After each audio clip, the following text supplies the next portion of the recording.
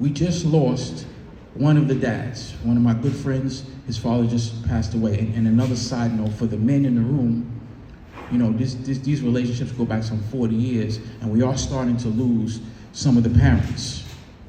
And we're losing the dads way more than we're losing the moms. I don't want to see anybody go, but we got to look at that, men. We got to make sure that we're getting ourselves checked out. We got to make sure, because we're going first. But we did lose a dad.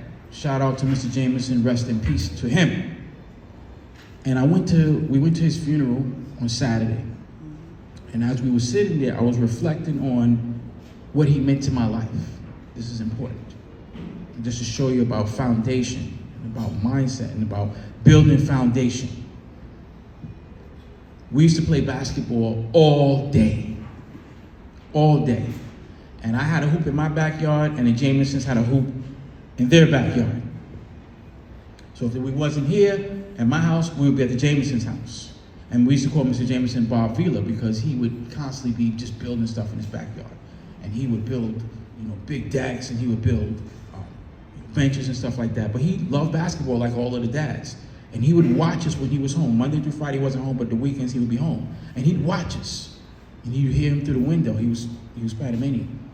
And you can hear him, if you do something nice, you hear him yell, "All right, Jeffrey.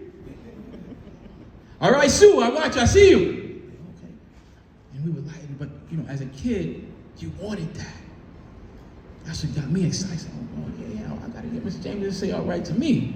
So I get the ball, of course, I do my thing, you know, do the move, and you hear it. "All right, Ali." That was 35 years ago. And I spoke to Miss Jameson yesterday. And I told Miss Jameson, I said, "Miss Jameson, let me show you about foundation. This is where all this is coming from, about mindset and why it pushes me. I've been through 3 different careers in my life. I was a computer engineer.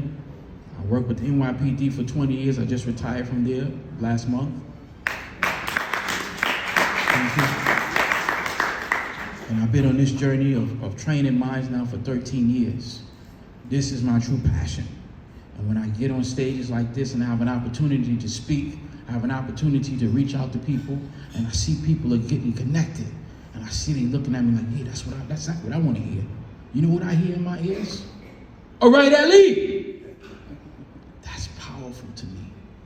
That was 35 years ago, but I still hear that in my ears. Parents are their children's very first mental conditioning coach. And it doesn't necessarily have to be your exact mom or dad. We had that power to give the foundation to our youth. I was talking with one of the brothers in the back about youth. We're going to talk. You have a very important role, brother.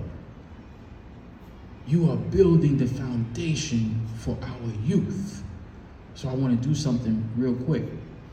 I want everybody to feel that feeling that I feel when I hear Mr. Jameson say, "All right, Ellie." So I want everybody on the count of 3 to try it. But instead of you saying my name, I want you to insert your own name and say it as loud as you can. Ready?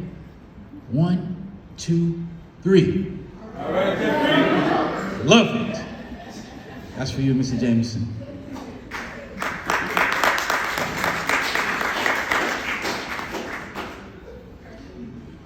How'd that feel? Feel all right?